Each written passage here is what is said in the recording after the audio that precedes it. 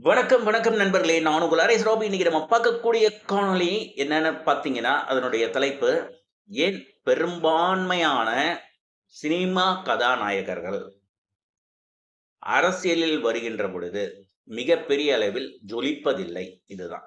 அதாவது real heroes to real heroes.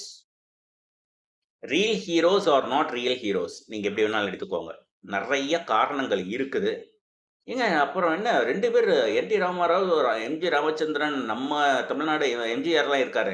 1, 2 பேர்லாம் கிடையாது. பெரும்பான்மையா எடுத்துப்போம். நெறைய பேரு ஆகறதிலேயே என்ன காரணம் அப்படின்னு பார்த்தீங்கன்னா, நெறைய காரணங்கள் இருக்கு தலைமை பண்புல.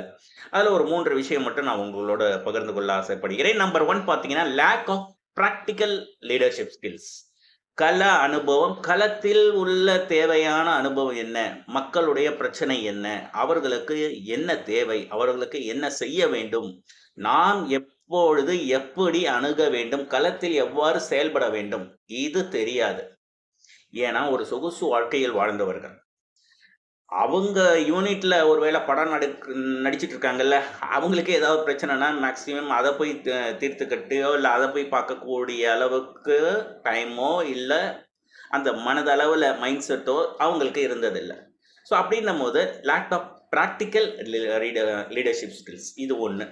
சரிங்களா? கள அனுபவம் இல்லாம இருக்கிறது. 2வது பார்த்தீங்கன்னா, inability to handle accountability responsibilities.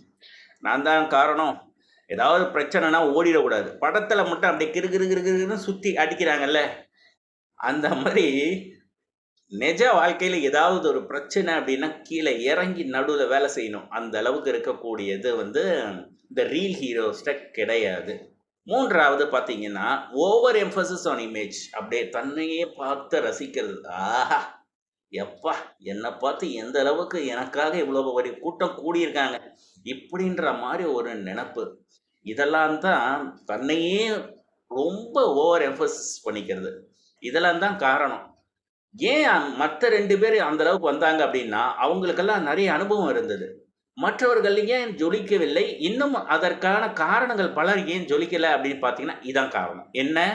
இந்த 3 இது. பிராக்டிகல் கள அனுபவம் கிடையாது. ரெஸ்பான்சிபிலிட்டி எடுத்துக்கிறது கிடையாது. தன்னுடைய இமேஜ பத்தியே தான் வந்து இன்னும் அப்படியே நினைக்க வேண்டியது அது. இதுதாங்க. ஓகே. இந்த காணொளிய பார்த்தமைக்கு மிக்க நன்றி.